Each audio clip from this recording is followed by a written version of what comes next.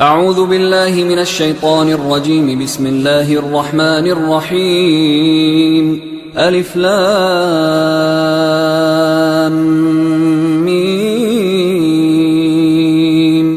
ذلك الكتاب لا ريب فيه هدى للمتقين الذين يؤمنون بالغيب ويقيمون الصلاة ومما رزقناهم ينفقون والذين يؤمنون بما أنزل إليك وما أنزل من قبلك وبالآخرة هم يوقنون أولئك على هدى من ربهم وأولئك هم المفلحون. إن الذين كفروا سواء عليهم أأنذرتهم أم لم تنذرهم لا يؤمنون ختم الله على قلوبهم وعلى سمعهم وعلى أبصارهم غشاوة ولهم عذاب عظيم. ومن الناس من يقول آمنا بالله وباليوم الآخر وما هم بمؤمنين يخادعون الله والذين آمنوا وما يخدعون إلا أنفسهم وما يشعرون في قلوبهم مرض فزادهم الله مرضا ولهم عذاب أليم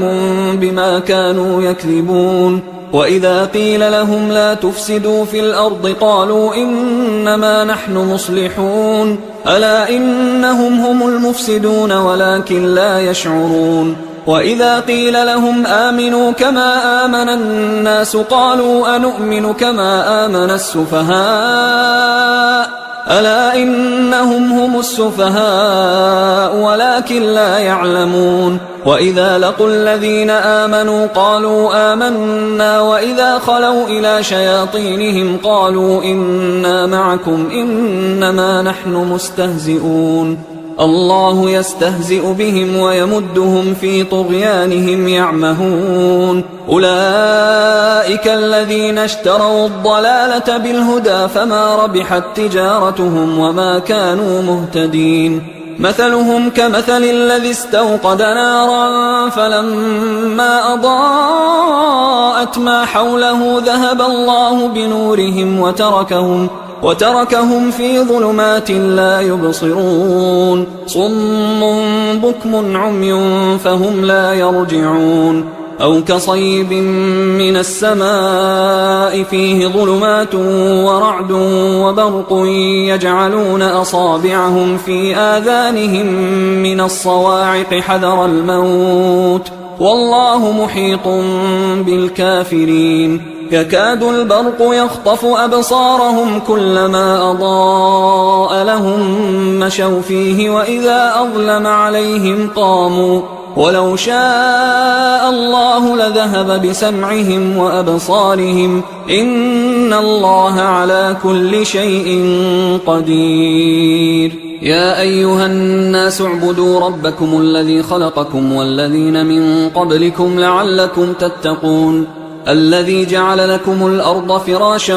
والسماء بناء وأنزل من السماء ماء فأخرج به من الثمرات رزقا لكم فلا تجعلوا لله أندادا وأنتم تعلمون. وإن كنتم في ريب مما نزلنا على عبدنا فأتوا بسورة من مثله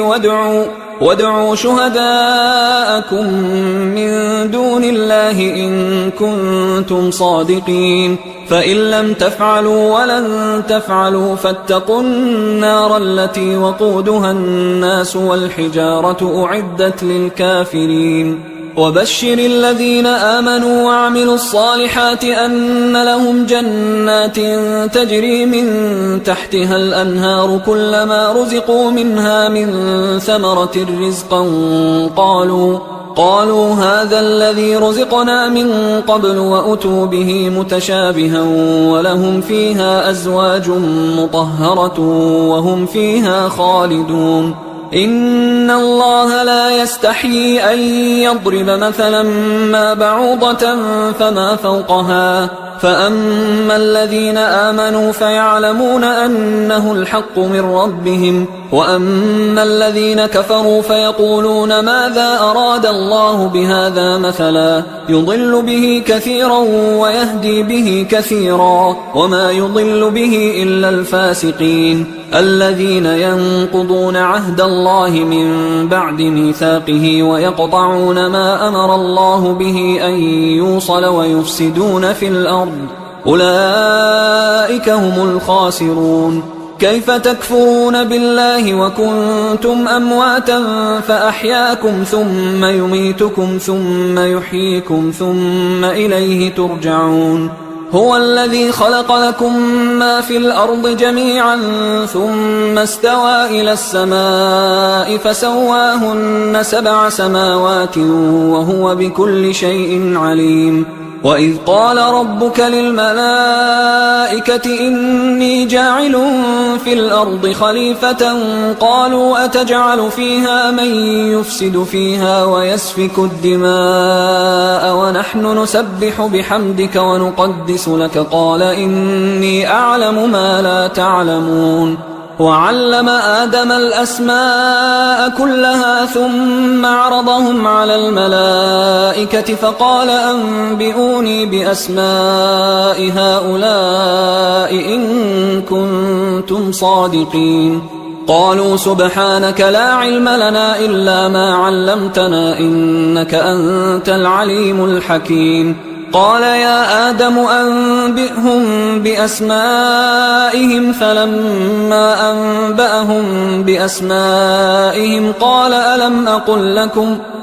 ألم أقل لكم إني أعلم غيب السماوات والأرض وأعلم ما تبدون وما كنتم تكتمون. وإذ قلنا للملائكة اسجدوا لآدم فسجدوا إلا إبليس أبى واستكبر وكان من الكافرين. وقلنا يا آدم اسكن أنت وزوجك الجنة وكلا منها رغدا حيث شئتما ولا تقربا هذه الشجرة فتكونا من الظالمين. فأزلهما الشيطان عنها فأخرجهما مما كانا فيه وقلنا اهبطوا بعضكم لبعض عدو ولكم في الأرض مستقر ومتاع إلى حين. فتلقى آدم من ربه كلمات فتاب عليه إنه هو التواب الرحيم. قلنا اهبطوا منها جميعا فإما يأتينكم مني هدى فمن تبع هداي فلا خوف عليهم ولا هم يحزنون. والذين كفروا وكذبوا بآياتنا أولئك أصحاب النار هم فيها خالدون. يا بني إسرائيل اذكروا نعمتي التي أنعمت عليكم وأوفوا بعهدي أوف بعهدكم وإياي فارهبون. وآمنوا بما أنزلت مصدقا لما معكم ولا تكونوا أول كافر به ولا تشتروا بآياتي ثمنا قليلا وإياي فاتقون. ولا تلبسوا الحق بالباطل وتكتموا الحق وأنتم تعلمون. وأقيموا الصلاة وآتوا الزكاة واركعوا مع الراكعين. أتأمرون الناس بالبر وتنسون أنفسكم وأنتم تتلون الكتاب أفلا تعقلون. واستعينوا بالصبر والصلاة وإنها لكبيرة إلا على الخاشعين الذين يظنون أنهم ملاقو ربهم وأنهم إليه راجعون. يا بني إسرائيل اذكروا نعمتي التي أنعمت عليكم وأني فضلتكم على العالمين. واتقوا يوما لا تجزي نفس عن نفس شيئا ولا يقبل منها شفاعة ولا يؤخذ منها عدل ولا هم ينصرون. وإذ نجيناكم من آل فرعون يسومونكم سوء العذاب يذبحون أبناءكم ويستحيون نساءكم وفي ذلكم بلاء من ربكم عظيم. وإذ فرقنا بكم البحر فأنجيناكم وأغرقنا آل فرعون وأنتم تنظرون. وإذ واعدنا موسى 40 ليلة ثم اتخذتم العجل من بعده وأنتم ظالمون. ثم عفونا عنكم من بعد ذلك لعلكم تشكرون وإذ آتينا موسى الكتاب والفرقان لعلكم تهتدون وإذ قال موسى لقومه يا قوم إنكم ظلمتم أنفسكم باتخاذكم العجل فتوبوا إلى بارئكم فاقتلوا أنفسكم ذلكم خير لكم عند بارئكم فتاب عليكم إنه هو التواب الرحيم وإذ قلتم يا موسى لن نؤمن لك حتى نرى الله جهرة فأخذتكم الصاعقة وأنتم تنظرون ثم بعثناكم من بعد موتكم لعلكم تشكرون وظللنا عليكم الغمام وأنزلنا عليكم المن والسلوى كلوا من طيبات ما رزقناكم وما ظلمونا ولكن كانوا أنفسهم يظلمون وإذ قلنا ادخلوا هذه القرية فكلوا منها حيث شئتم رغدا وادخلوا الباب سجدا وقولوا حطة نغفر لكم خطاياكم وسنزيد المحسنين فبدل الذين ظلموا قولا غير الذي قيل لهم فأنزلنا على الذين ظلموا رجزا من السماء بما كانوا يفسقون وإذ استسقى موسى لقومه فقلنا اضرب بعصاك الحجر فانفجرت منه 12 عينا قد علم كل أناس مشربهم كلوا واشربوا من رزق الله ولا تعثوا في الأرض مفسدين وإذ قلتم يا موسى لن نصبر على طعام واحد فادع لنا ربك يخرج لنا مما تنبت الأرض من بقلها وقثائها وفومها وعدسها وبصلها قال أتستبدلون الذي هو أدنى بالذي هو خير اهبطوا مصرا فإن لكم ما سألتم وضربت عليهم الذلة والمسكنة وباءوا بغضب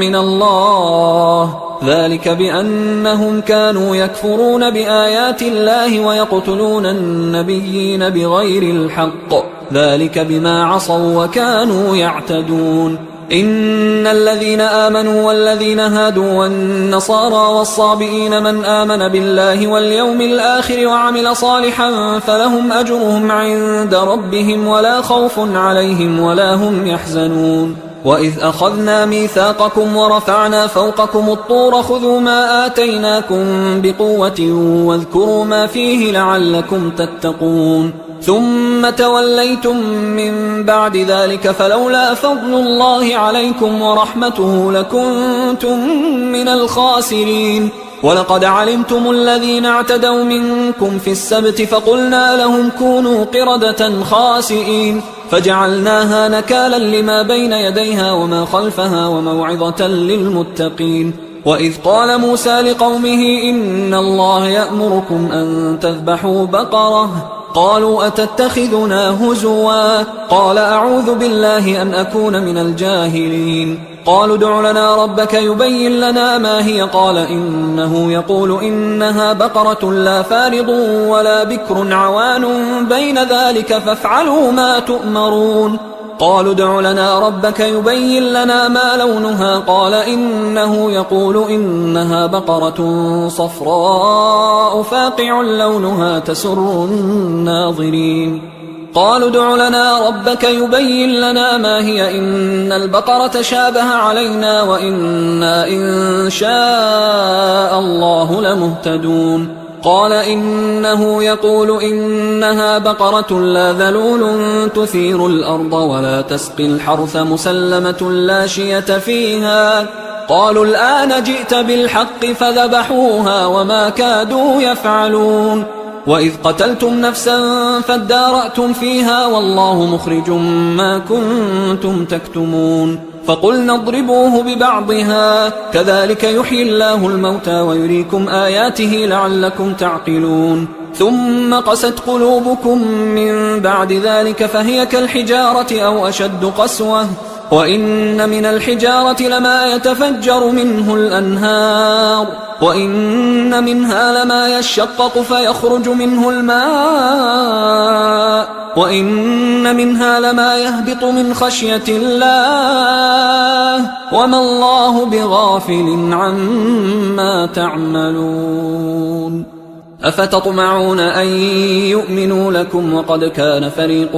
منهم يسمعون كلام الله ثم يحرفونه من بعد ما عقلوه وهم يعلمون وإذا لقوا الذين آمنوا قالوا آمنا وإذا خلا بعضهم إلى بعض قالوا أتحدثونهم بما فتح الله عليكم ليحاجوكم به عند ربكم أفلا تعقلون أولا يعلمون أن الله يعلم ما يسرون وما يعلنون ومنهم أميون لا يعلمون الكتاب إلا أماني وإنهم إلا يظنون فويل للذين يكتبون الكتاب بأيديهم ثم يقولون هذا من عند الله ليشتروا به ثمنا قليلا فويل لهم مما كتبت أيديهم وويل لهم مما يكسبون وقالوا لن تمسنا النار إلا أياما معدودة قل أتخذتم عند الله عهدا فلن يخلف الله عهده أم تقولون على الله ما لا تعلمون بلى من كسب سيئة وأحاطت به خطيئته فأولئك أصحاب النار هم فيها خالدون والذين آمنوا وعملوا الصالحات أولئك أصحاب الجنة هم فيها خالدون وإذ أخذنا ميثاق بني إسرائيل لا تعبدون إلا الله وبالوالدين إحسانا وذي القربى واليتامى والمساكين وقولوا للناس حسنا وأقيموا الصلاة وآتوا الزكاة ثم توليتم إلا قليلا منكم وأنتم معرضون وإذ أخذنا ميثاقكم لا تسفكون دماءكم ولا تخرجون أنفسكم من دياركم ثم أقررتم وأنتم تشهدون ثم أنتم هؤلاء تقتلون أنفسكم وتخرجون فريقا منكم من ديارهم تظاهرون عليهم بالإثم والعدوان وإن يأتوكم أسارى تفادوهم وهو محرم عليكم إخراجهم أفتؤمنون ببعض الكتاب وتكفرون ببعض فما جزاء من يفعل ذلك منكم إلا خزي في الحياة الدنيا ويوم القيامة يردون إلى أشد العذاب وما الله بغافل عما تعملون أولئك الذين اشتروا الحياة الدنيا بالآخرة فلا يخفف عنهم العذاب ولا هم ينصرون ولقد آتينا موسى الكتاب وقفينا من بعده بالرسل وآتينا عيسى ابن مريم البينات وأيدناه بروح القدس أفكلما جاءكم رسول بما لا تهوى أنفسكم استكبرتم ففريقا كذبتم وفريقا تقتلون وقالوا قلوبنا غلف بل لعنهم الله بكفرهم فقليلا ما يؤمنون ولما جاءهم كتاب من عند الله مصدق لما معهم وكانوا من قبل يستفتحون على الذين كفروا فلما جاءهم ما عرفوا كفروا به فلعنة الله على الكافرين بئس ما اشتروا به أنفسهم أن يكفروا بما أنزل الله بغيا أن ينزل الله من فضله على من يشاء من عباده فباءوا بغضب على غضب وللكافرين عذاب مهين وإذا قيل لهم آمنوا بما أنزل الله قالوا نؤمن بما أنزل علينا ويكفرون بما وراءه وهو الحق مصدقا لما معهم قل فلم تقتلون أنبياء الله من قبل إن كنتم مؤمنين ولقد جاءكم موسى بالبينات ثم اتخذتم العجل من بعده وأنتم ظالمون وإذ أخذنا ميثاقكم ورفعنا فوقكم الطور خذوا ما آتيناكم بقوة واسمعوا قالوا سمعنا وعصينا وأشربوا في قلوبهم العجل بكفرهم قل بئس ما يأمركم به إيمانكم إن كنتم مؤمنين قل إن كانت لكم الدار الآخرة عند الله خالصة من دون الناس فتمنوا الموت إن كنتم صادقين ولن يتمنوه أبدا بما قدمت أيديهم والله عليم بالظالمين ولتجدنهم أحرص الناس على حياة ومن الذين أشركوا يود أحدهم لو يعمر 1000 سنة وما هو بمزحزحه من العذاب أن يعمر والله بصير بما يعملون قل من كان عدوا لجبريل فإنه نزله على قلبك بإذن الله مصدقا لما بين يديه وهدى وبشرى للمؤمنين من كان عدوا لله وملائكته ورسله وجبريل وميكال فإن الله عدو للكافرين ولقد أنزلنا إليك آيات بينات وما يكفر بها إلا الفاسقون أوكلما عاهدوا عهدا نبذه فريق منهم بل أكثرهم لا يؤمنون ولما جاءهم رسول من عند الله مصدق لما معهم نبذ فريق من الذين أوتوا الكتاب كتاب الله وراء ظهورهم كأنهم لا يعلمون واتبعوا ما تتلو الشياطين على ملك سليمان وما كفر سليمان ولكن الشياطين كفروا يعلمون الناس السحر وما أنزل على الملكين ببابل هاروت وماروت وما يعلمان من أحد حتى يقولا إنما نحن فتنة فلا تكفر فيتعلمون منهما ما يفرقون به بين المرء وزوجه وما هم بضارين به من أحد إلا بإذن الله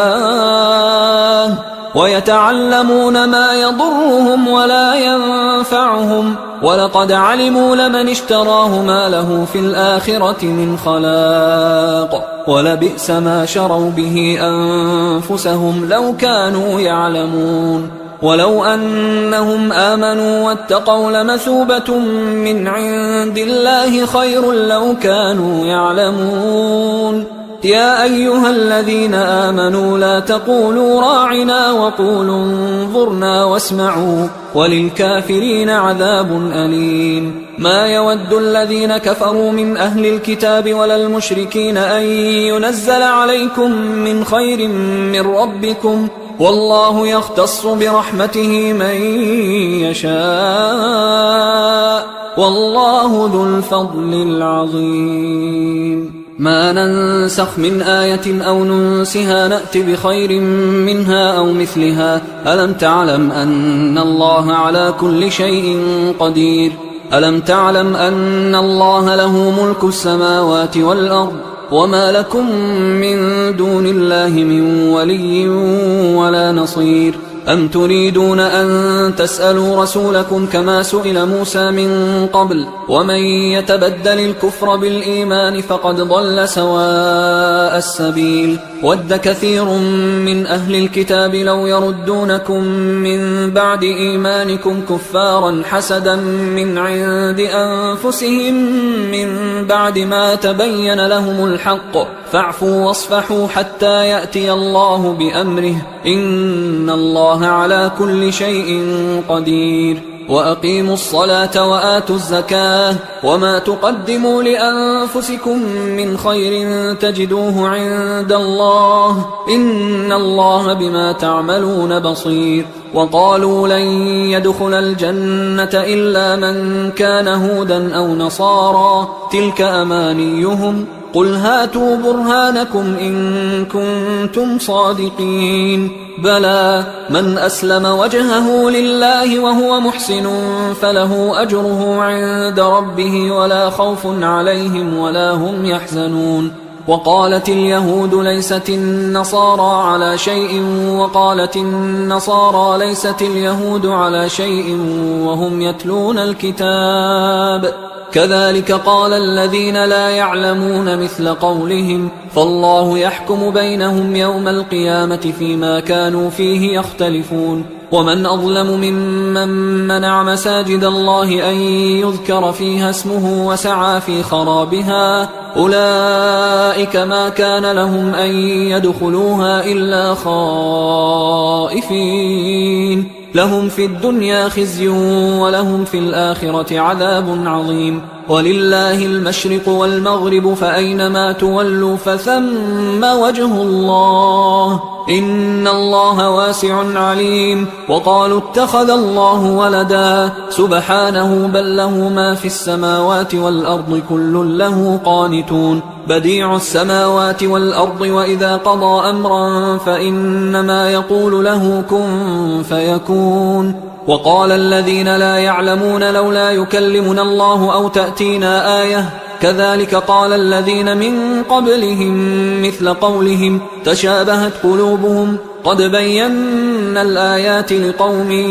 يوقنون. إنا أرسلناك بالحق بشيرا ونذيرا ولا تسأل عن أصحاب الجحيم. ولن ترضى عنك اليهود ولا النصارى حتى تتبع ملتهم قل إن هدى الله هو الهدى ولئن اتبعت أهواءهم بعد الذي جاءك من العلم ما لك من الله من ولي ولا نصير. الذين آتيناهم الكتاب يتلونه حق تلاوته أولئك يؤمنون به ومن يكفر به فأولئك هم الخاسرون. يا بني إسرائيل اذكروا نعمتي التي أنعمت عليكم وأني فضلتكم على العالمين واتقوا يوما لا تجزي نفس عن نفس شيئا ولا يقبل منها عدل ولا تنفعها شفاعة ولا هم ينصرون. وإذ ابتلى إبراهيم ربه بكلمات فأتمهن قال إني جاعلك للناس إماما قال ومن ذريتي قال لا ينال عهد الظالمين. وإذ جعلنا البيت مثابة للناس وأمنا واتخذوا من مقام إبراهيم مصلى وعهدنا إلى إبراهيم وإسماعيل أن طهرا بيتي للطائفين والعاكفين والركع السجود. وإذ قال إبراهيم رب اجعل هذا بلدا آمنا وارزق أهله من الثمرات من آمن منهم بالله واليوم الآخر قال ومن كفر فأمتعه قليلا ثم أضطره إلى عذاب النار وبئس المصير. وإذ يرفع إبراهيم القواعد من البيت وإسماعيل ربنا تقبل منا إنك أنت السميع العليم ربنا وجعلنا مسلمين لك ومن ذريتنا أمة مسلمة لك وأرنا مناسكنا وتب علينا إنك أنت التواب الرحيم ربنا وبعث فيهم رسولا منهم يتلو عليهم آياتك ويعلمهم الكتاب والحكمة ويزكيهم إنك أنت العزيز الحكيم. ومن يرغب عن ملة إبراهيم إلا من سفه نفسه ولقد اصطفيناه في الدنيا وإنه في الآخرة لمن الصالحين. إذ قال له ربه أسلم قال أسلمت لرب العالمين. ووصى بها إبراهيم بنيه ويعقوب يا بني إن الله اصطفى لكم الدين فلا تموتن إلا وأنتم مسلمون. أم كنتم شهداء إذ حضر يعقوب الموت إذ قال لبنيه ما تعبدون من بعدي قالوا نعبد إلهك وإله آبائك إبراهيم وإسماعيل وإسحاق إلها واحدا ونحن له مسلمون. تلك أمة قد خلت لها ما كسبت ولكم ما كسبتم ولا تسألون عما كانوا يعملون. وقالوا كونوا هودا أو نصارى تهتدوا قل بل ملة إبراهيم حنيفا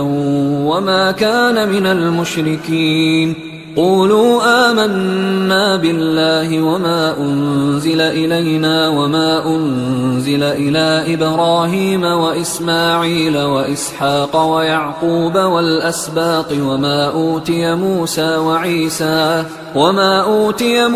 وعيسى وما أوتي النبيون من ربهم لا نفرق بين أحد منهم ونحن له مسلمون. فإن آمنوا بمثل ما آمنتم به فقد اهتدوا وإن تولوا فإنما هم في شقاق فسيكفيكهم الله وهو السميع العليم. صبغة الله ومن أحسن من الله صبغة ونحن له عابدون. قل أتحاجوننا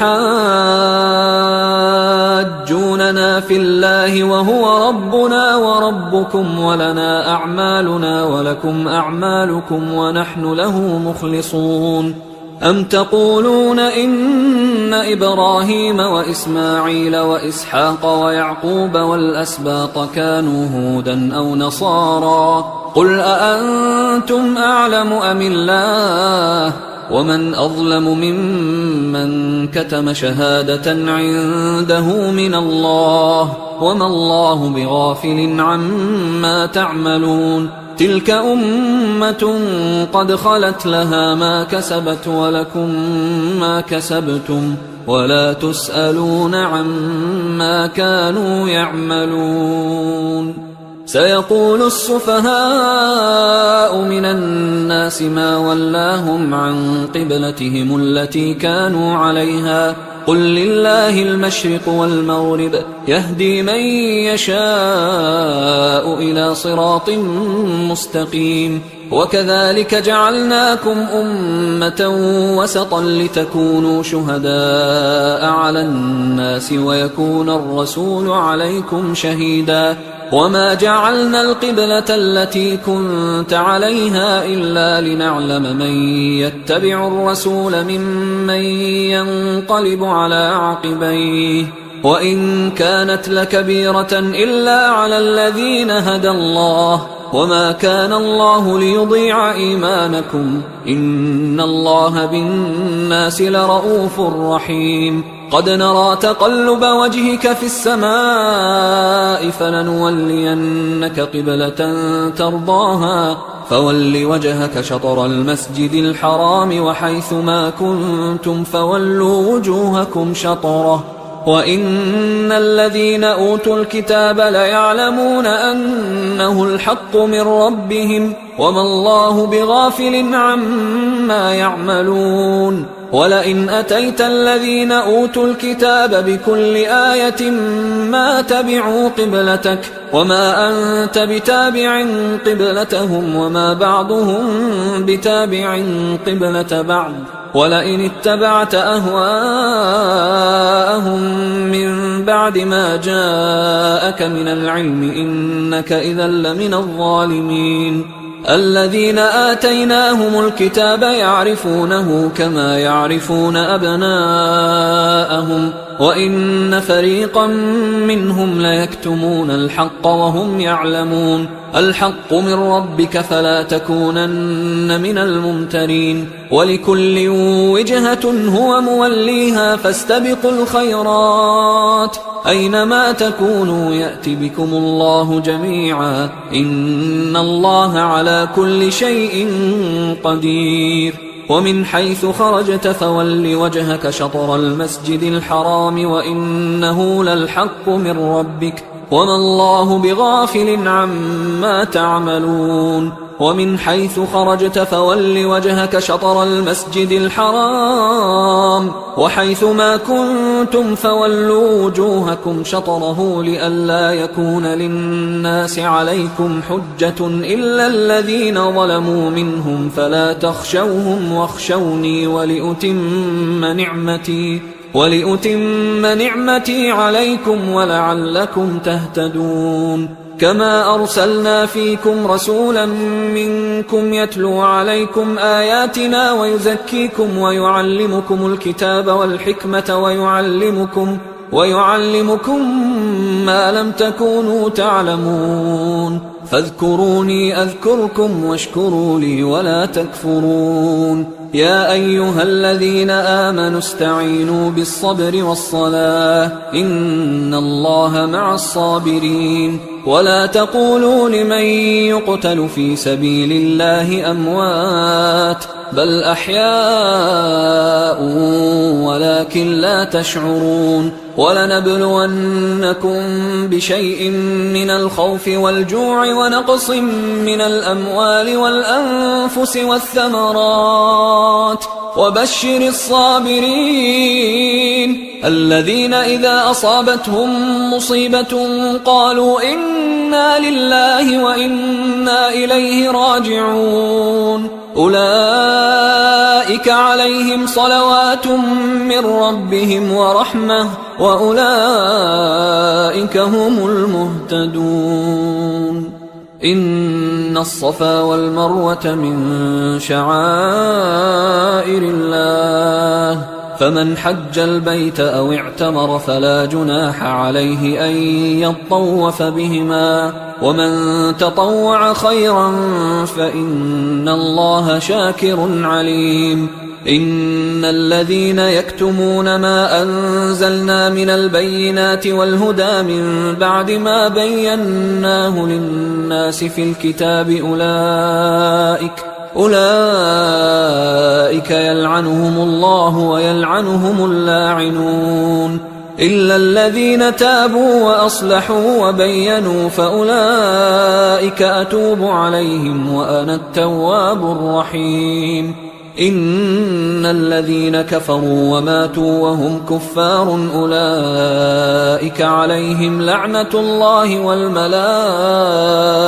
والناس أجمعين خالدين فيها لا يخفف عنهم العذاب ولا هم ينظرون وإلهكم إله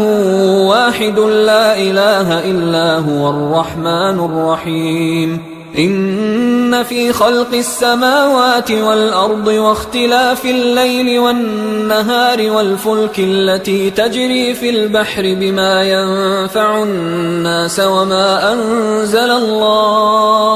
وما أنزل الله من السماء من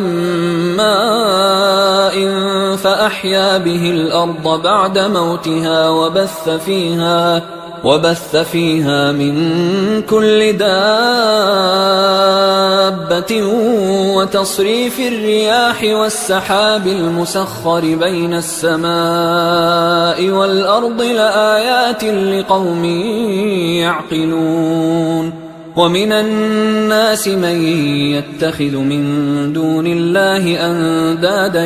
يحبونهم كحب الله والذين آمنوا أشد حبا لله ولو يرى الذين ظلموا إذ يرون العذاب أن القوة لله جميعا وأن الله شديد العذاب إذ تبرأ الذين اتبعوا من الذين اتبعوا ورأوا العذاب وتقطعت بهم الأسباب وقال الذين اتبعوا لو أن لنا كرة فنتبرأ منهم كما تبرأوا منا كذلك يريهم الله أعمالهم حسرات عليهم وما هم بخارجين من النار يا أيها الناس كلوا مما في الأرض حلالا طيبا ولا تتبعوا خطوات الشيطان إنه لكم عدو مبين إنما يأمركم بالسوء والفحشاء وأن تقولوا على الله ما لا تعلمون وإذا قيل لهم اتبعوا ما أنزل الله قالوا بل نتبع ما ألفينا عليه آباءنا أولو كان آباؤهم لا يعقلون شيئا ولا يهتدون ومثل الذين كفروا كمثل الذي ينعق بما لا يسمع إلا دعاء ونداء صم بكم عمي فهم لا يعقلون يا أيها الذين آمنوا كلوا من طيبات ما رزقناكم واشكروا لله إن كنتم إياه تعبدون إنما حرم عليكم الميتة والدم ولحم الخنزير وما أهل به لغير الله فمن اضطر غير باغ ولا عاد فلا إثم عليه إن الله غفور رحيم إن الذين يكتمون ما أنزل الله من الكتاب ويشترون به ثمنا قليلا أولئك ما يأكلون في بطونهم إلا النار ولا يكلمهم الله يوم القيامة ولا يزكيهم ولهم عذاب أليم أولئك الذين اشتروا الضلالة بالهدى والعذاب بالمغفرة فما أصبرهم على النار ذلك بأن الله نزل الكتاب بالحق وإن الذين اختلفوا في الكتاب لفي شقاق بعيد ليس البر أن تولوا وجوهكم قبل المشرق والمغرب ولكن البر من آمن بالله واليوم الآخر والملائكة والكتاب والنبيين وآتى المال على حبه ذوي القربى واليتامى والمساكين وابن السبيل والسائلين وفي الرقاب وأقام الصلاة وآتى الزكاة والموفون بعهدهم إذا عاهدوا والصابرين في البأساء والضراء وحين البأس أولئك الذين صدقوا وأولئك هم المتقون يا أيها الذين آمنوا كتب عليكم القصاص في القتلى الحر بالحر والعبد بالعبد والأنثى بالأنثى فمن عفي له من أخيه شيء فاتباع بالمعروف وأداء إليه بإحسان ذلك تخفيف من ربكم ورحمة فمن اعتدى بعد ذلك فله عذاب أليم ولكم في القصاص حياة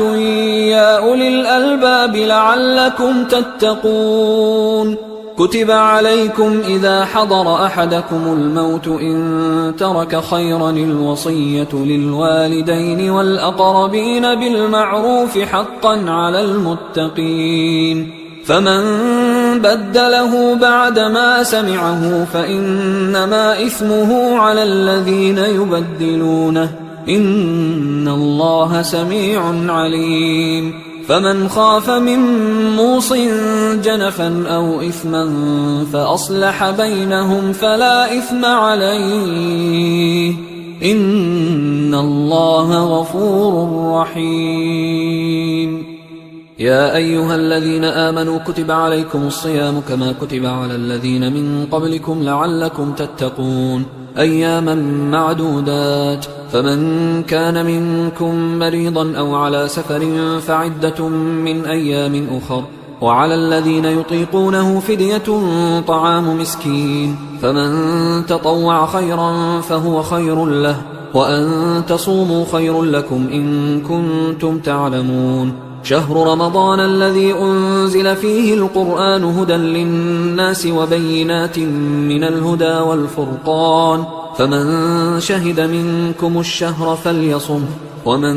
كان مريضا أو على سفر فعدة من أيام أخر، يريد الله بكم اليسر ولا يريد بكم العسر ولتكملوا العدة ولتكبروا الله على ما هداكم ولعلكم تشكرون. وإذا سألك عبادي عني فإني قريب أجيب دعوة الداعي إذا دعان، فليستجيبوا لي وليؤمنوا بي لعلهم يرشدون. أحل لكم ليلة الصيام الرفث إلى نسائكم هن لباس لكم وأنتم لباس لهن، علم الله أنكم كنتم تختانون أنفسكم فتاب عليكم وعفى عنكم، فالآن باشروهن وابتغوا ما كتب الله لكم، وكلوا واشربوا حتى يتبين لكم الخيط الأبيض من الخيط الأسود من الفجر، ثم أتموا الصيام إلى الليل، ولا تباشروهن وأنتم عاكفون في المساجد،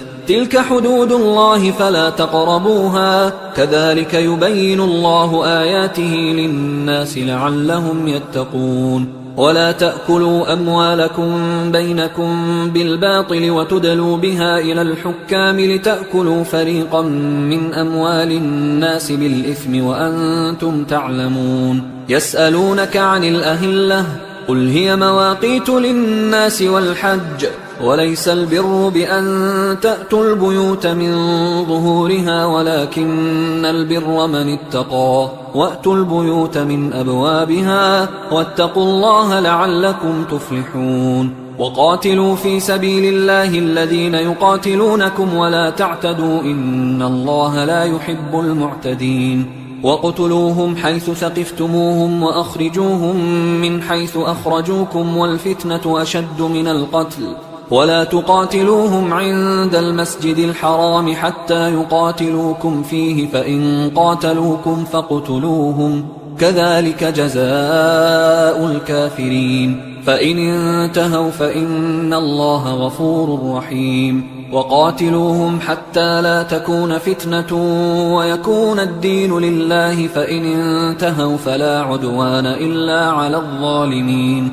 الشهر الحرام بالشهر الحرام والحرمات قصاص، فمن اعتدى عليكم فاعتدوا عليه بمثل ما اعتدى عليكم، واتقوا الله واعلموا أن الله مع المتقين. وأنفقوا في سبيل الله ولا تلقوا بأيديكم إلى التهلكة وأحسنوا إن الله يحب المحسنين. وأتموا الحج والعمرة لله، فإن أحصرتم فما استيسر من الهدي، ولا تحلقوا رؤوسكم حتى يبلغ الهدي محله، فمن كان منكم مريضا أو به أذى من رأسه ففدية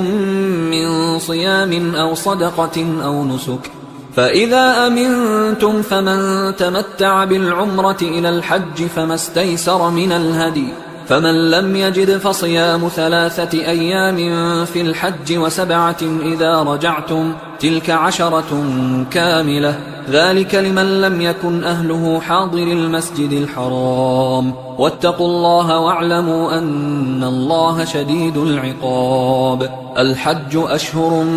معلومات، فمن فرض فيهن الحج فلا رفث ولا فسوق ولا جدال في الحج وما تفعلوا من خير يعلمه الله وتزودوا فإن خير الزاد التقوى واتقون يا أولي الألباب ليس عليكم جناح أن تبتغوا فضلا من ربكم فإذا أفضتم من عرفات فاذكروا الله عند المشعر الحرام واذكروه كما هداكم وإن كنتم من قبله لمن الضالين ثم أفيضوا من حيث أفاض الناس واستغفروا الله إن الله غفور رحيم فإذا قضيتم مناسككم فاذكروا الله كذكركم آباءكم أو أشد ذكرا فمن الناس من يقول ربنا آتنا في الدنيا وما له في الآخرة من خلاق ومنهم من يقول ربنا آتنا في الدنيا حسنة وفي الآخرة حسنة وقنا عذاب النار أولئك لهم نصيب مما كسبوا والله سريع الحساب واذكروا الله في أيام معدودات فمن تعجل في يومين فلا إثم عليه ومن تأخر فلا إثم عليه لمن اتقى واتقوا الله واعلموا أنكم إليه تحشرون ومن الناس من يعجبك قوله في الحياة الدنيا ويشهد الله على ما في قلبه وهو ألد الخصام وإذا تولى سعى في الأرض ليفسد فيها ويهلك الحرث والنسل والله لا يحب الفساد وإذا قيل له اتق الله أخذته العزة بالإثم فحسبه جهنم ولبئس المهاد ومن الناس من يشري نفسه ابتغاء مرضات الله والله رؤوف بالعباد يا أيها الذين آمنوا ادخلوا في السلم كافة ولا تتبعوا خطوات الشيطان إنه لكم عدو مبين فإن زللتم من بعد ما جاءتكم البينات فاعلموا أن الله عزيز حكيم هل ينظرون إلا أن يأتيهم الله في ظلل من الغمام والملائكة وقضي الأمر وإلى الله ترجع الأمور سل بني إسرائيل كم آتيناهم من آية بينة ومن يبدل نعمة الله من بعد ما جاءته فإن الله شديد العقاب زين للذين كفروا الحياة الدنيا ويسخرون من الذين آمنوا والذين اتقوا فوقهم يوم القيامة والله يرزق من يشاء بغير حساب كان الناس أمة واحدة فبعث الله النبيين مبشرين ومنذرين وأنزل معهم الكتاب بالحق ليحكم بين الناس فيما اختلفوا فيه وما اختلف فيه إلا الذين أوتوه من بعد ما جاءتهم البينات بغيا بينهم فهدى الله الذين آمنوا لما اختلفوا فيه من الحق بإذنه والله يهدي من يشاء إلى صراط مستقيم أم حسبتم أن تدخلوا الجنة ولما يأتكم مثل الذين خلوا من قبلكم مستهم البأساء والضراء وزلزلوا حتى يقول الرسول والذين آمنوا معه متى نصر الله ألا إن نصر الله قريب يسألونك ماذا ينفقون قل ما أنفقتم من خير فللوالدين والأقربين واليتامى والمساكين وابن السبيل وما تفعلوا من خير فإن الله به عليم كتب عليكم القتال وهو كره لكم وعسى أن تكرهوا شيئا وهو خير لكم وعسى أن تحبوا شيئا وهو شر لكم والله يعلم وأنتم لا تعلمون يسألونك عن الشهر الحرام قتال فيه قل قتال فيه كبير وصد عن سبيل الله وكفر به والمسجد الحرام وإخراج أهله منه أكبر عند الله والفتنة أكبر من القتل ولا يزالون يقاتلونكم حتى يردوكم عن دينكم إن استطاعوا ومن يرتدد منكم عن دينه فيمت وهو كافر فأولئك حبطت أعمالهم في الدنيا والآخرة وأولئك أصحاب النار هم فيها خالدون إن الذين آمنوا والذين هاجروا وجاهدوا في سبيل الله أولئك يرجون رحمة الله والله غفور رحيم يسألونك عن الخمر والميسر قل فيهما إثم كبير ومنافع للناس وإثمهما أكبر من نفعهما ويسألونك ماذا ينفقون قل العفو كذلك يبين الله لكم الآيات لعلكم تتفكرون في الدنيا والآخرة ويسألونك عن اليتامى قل إصلاح لهم خير وإن تخالطوهم فإخوانكم والله يعلم المفسد من المصلح ولو شاء الله لأعنتكم إن الله عزيز حكيم ولا تنكحوا المشركات حتى يؤمنوا ولأمة مؤمنة خير من مشركة ولو أعجبتكم ولا تنكحوا المشركين حتى يؤمنوا ولعبد مؤمن خير من مشرك ولو أعجبكم أولئك يدعون إلى النار والله يدعو إلى الجنة والمغفرة بإذنه ويبين آياته للناس لعلهم يتذكرون ويسألونك عن المحيض قل هو أذى فاعتزلوا النساء في المحيض ولا تقربوهن حتى يطهرن فإذا تطهرن فأتوهن من حيث أمركم الله إن الله يحب التوابين ويحب المتطهرين نساؤكم حرث لكم فأتوا حرثكم أنى شئتم وقدموا لأنفسكم واتقوا الله واعلموا أنكم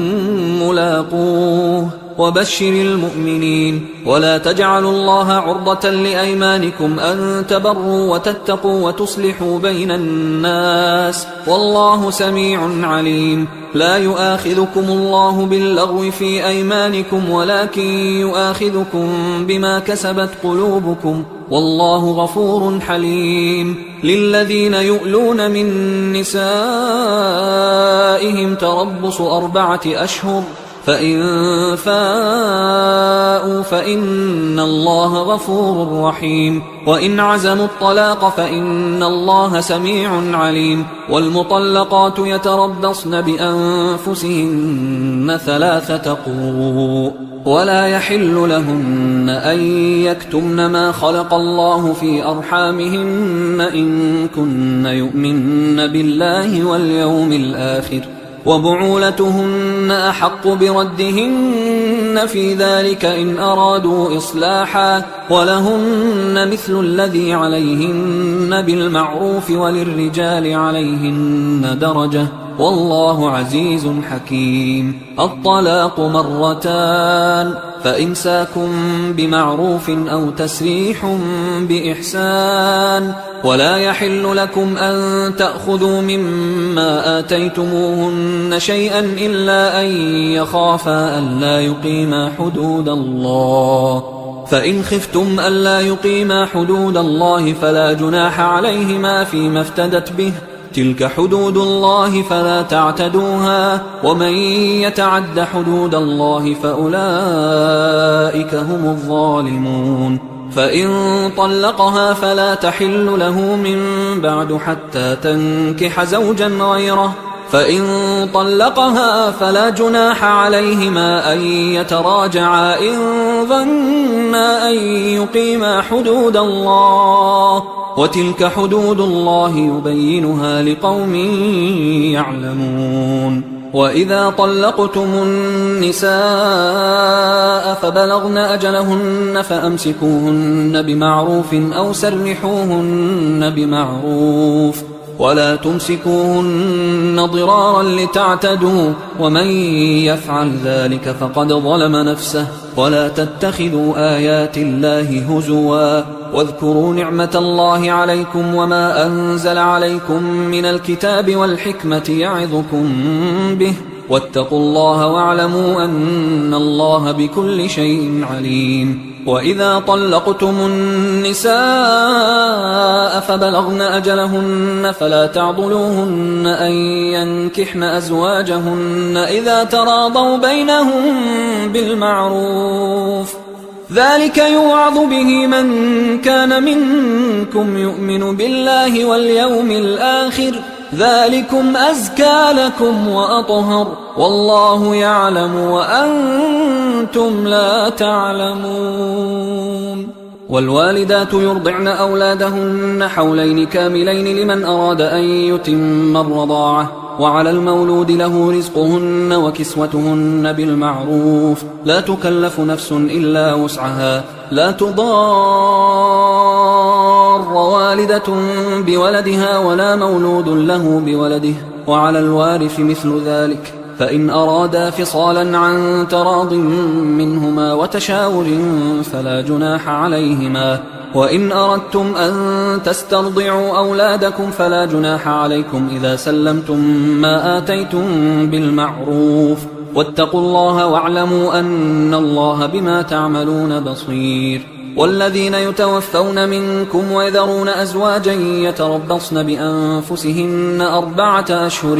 وعشرا، فإذا بلغن أجلهن فلا جناح عليكم فيما فعلن في أنفسهن بالمعروف، والله بما تعملون خبير. ولا جناح عليكم فيما عرضتم به من خطبة النساء أو أكننتم في أنفسكم، علم الله أنكم ستذكرونهن ولكن لا تواعدوهن سرا إلا أن تقولوا قولا معروفا، ولا تعزموا عقدة النكاح حتى يبلغ الكتاب أجله، واعلموا أن الله يعلم ما في أنفسكم فاحذروه، واعلموا أن الله غفور حليم. لا جناح عليكم إن طلقتم النساء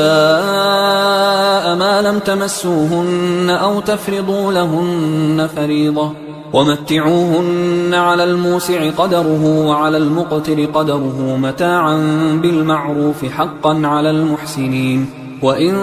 طلقتموهن من قبل أن تمسوهن وقد فرضتم لهن فريضة فنصف ما فرضتم إلا أن يعفون أو يعفو الذي بيده عقدة النكاح، وأن تعفوا أقرب للتقوى، ولا تنسوا الفضل بينكم، إن الله بما تعملون بصير. حافظوا على الصلوات والصلاة الوسطى وقوموا لله قانتين، فإن خفتم فرجالا أو ركبانا، فإذا أمنتم فاذكروا الله كما علمكم ما لم تكونوا تعلمون. والذين يتوفون منكم ويذرون أزواجا وصية لأزواجهم متاعا إلى الحول غير إخراج، فإن خرجن فلا جناح عليكم فيما فعلن في أنفسهن من معروف، والله عزيز حكيم. وللمطلقات متاع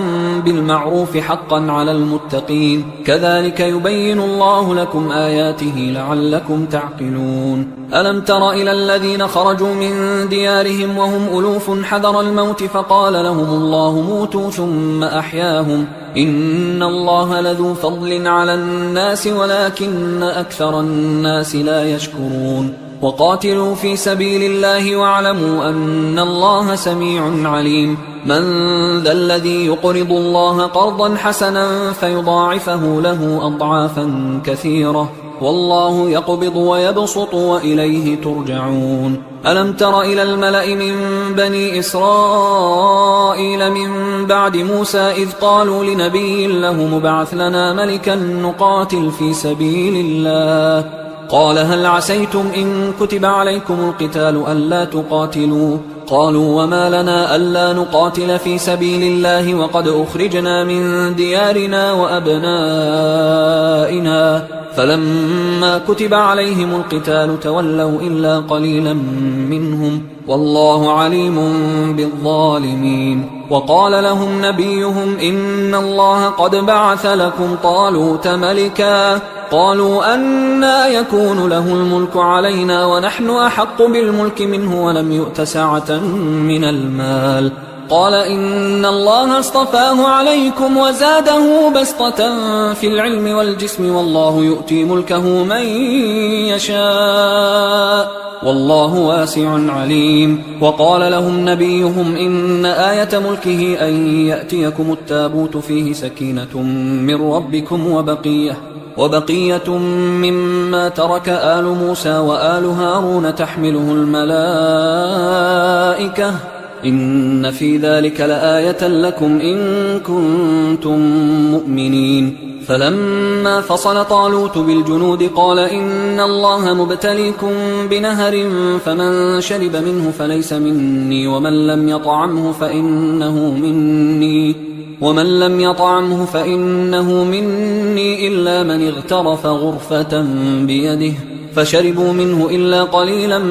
منهم فلما جاوزه هو والذين آمنوا معه قالوا لا طاقة لنا اليوم بجالوت وجنوده قال الذين يظنون أنهم ملاقوا الله كم من فئة قليلة غلبت فئة كثيرة بإذن الله والله مع الصابرين ولما برزوا لجالوت وجنوده قالوا ربنا أفرغ علينا صبرا وثبت أقدامنا وانصرنا على القوم الكافرين فهزموهم بإذن الله وقتل داود جالوت وآتاه الله الملك والحكمة وعلمه مما يشاء ولولا دفع الله الناس بعضهم ببعض لفسدت الأرض ولكن الله ذو فضل على العالمين تلك آيات الله نتلوها عليك بالحق وإنك لمن المرسلين تلك الرسل فضلنا بعضهم على بعض منهم من كلم الله ورفع بعضهم درجات وآتينا عيسى ابن مريم البينات وأيدناه بروح القدس ولو شاء الله ما اقتتل الذين من بعدهم من بعد ما جاءتهم البينات ولكن اختلفوا فمنهم من آمن ومنهم من كفر ولو شاء الله ما اقتتلوا ولكن الله يفعل ما يريد يا أيها الذين آمنوا أنفقوا مما رزقناكم من قبل أن يأتي يوم لا بيع فيه ولا خلة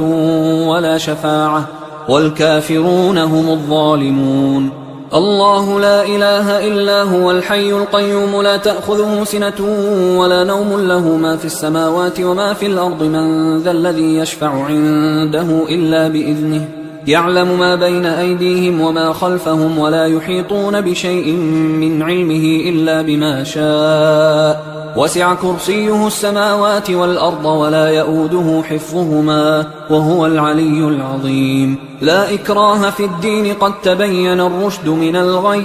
فمن يكفر بالطاغوت ويؤمن بالله فقد استمسك بالعروة الوثقى لا انفصام لها والله سميع عليم الله ولي الذين آمنوا يخرجهم من الظلمات إلى النور والذين كفروا أولياؤهم الطاغوت يخرجونهم من النور إلى الظلمات أولئك أصحاب النار هم فيها خالدون. ألم تر إلى الذي حاج إبراهيم في ربه أن آتاه الله الملك إذ قال إبراهيم ربي الذي يحيي ويميت قال أنا أحيي وأميت. قال إبراهيم فإن الله يأتي بالشمس من المشرق فأت بها من المغرب فبهت الذي كفر والله لا يهدي القوم الظالمين. أو كالذي مر على قرية وهي خاوية على عروشها قال أنى يحيي هذه الله بعد موتها فأماته الله 100 عام ثم بعثه قال كم لبثت؟ قال لبثت يوما أو بعض يوم. قال بل لبثت 100 عام فانظر إلى طعامك وشرابك لم يتسنه وانظر إلى حمارك ولنجعلك آية للناس وانظر إلى العظام كيف ننشزها ثم نكسوها لحما فلما تبين له قال أعلم أن الله على كل شيء قدير. وإذ قال إبراهيم رب أرني كيف تحيي الموتى قال أولم تؤمن قال بلى ولكن ليطمئن قلبي قال فخذ 4 من الطير فصرهن إليك ثم اجعل على كل جبل منهن جزءا ثم ادعهن يأتينك سعيا واعلم أن الله عزيز حكيم. مثل الذين ينفقون أموالهم في سبيل الله كمثل حبة أنبتت 7 سنابل في كل سنبلة 100 حبة والله يضاعف لمن يشاء والله واسع عليم. الذين ينفقون أموالهم في سبيل الله ثم لا يتبعون ما أنفقوا منا ولا أذى لهم أجرهم عند ربهم ولا خوف عليهم ولا هم يحزنون. قول معروف ومغفرة خير من صدقة يتبعها أذى والله غني حليم. يا أيها الذين آمنوا لا تبطلوا صدقاتكم بالمن والأذى كالذي ينفق ماله رئاء الناس ولا يؤمن بالله واليوم الآخر فمثله كمثل صفوان عليه تراب فأصابه وابل فتركه صلدا لا يقدرون على شيء مما كسبوا والله لا يهدي القوم الكافرين. ومثل الذين ينفقون أموالهم ابتغاء مرضات الله وتثبيتا من أنفسهم كمثل جنة بربوة أصابها وابل فآتت أكلها ضعفين فإن لم يصبها وابل فطل والله بما تعملون بصير. أيود أحدكم أن تكون له جنة من نخيل وأعناب تجري من تحتها الأنهار له فيها من كل الثمرات وأصابه الكبر وله ذرية ضعفاء فأصابها إعصار فيه نار فاحترقت كذلك يبين الله لكم الآيات لعلكم تتفكرون. يا أيها الذين آمنوا أنفقوا من طيبات ما كسبتم ومما أخرجنا لكم من الأرض ولا تيمموا الخبيث منه تنفقون ولستم بآخذيه إلا أن تغمضوا فيه واعلموا أن الله غني حميد. الشيطان يعدكم الفقر ويأمركم بالفحشاء والله يعدكم مغفرة منه وفضلا والله واسع عليم. يؤتي الحكمة من يشاء ومن يؤت الحكمة فقد أوتي خيرا كثيرا وما يذكر إلا أولو الألباب. وما أنفقتم من نفقة أو نذرتم من نذر فإن الله يعلمه وما للظالمين من أنصار إن تبدوا الصدقات فنعما هي وإن تخفوها وتؤتوها الفقراء فهو خير لكم ويكفر عنكم من سيئاتكم والله بما تعملون خبير ليس عليك هداهم ولكن الله يهدي من يشاء وما تنفقوا من خير فلأنفسكم وما تنفقون إلا ابتغاء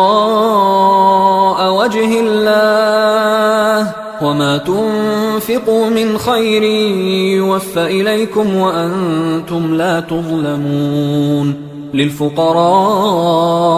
الذين أحصروا في سبيل الله لا يستطيعون ضربا في الأرض يحسبهم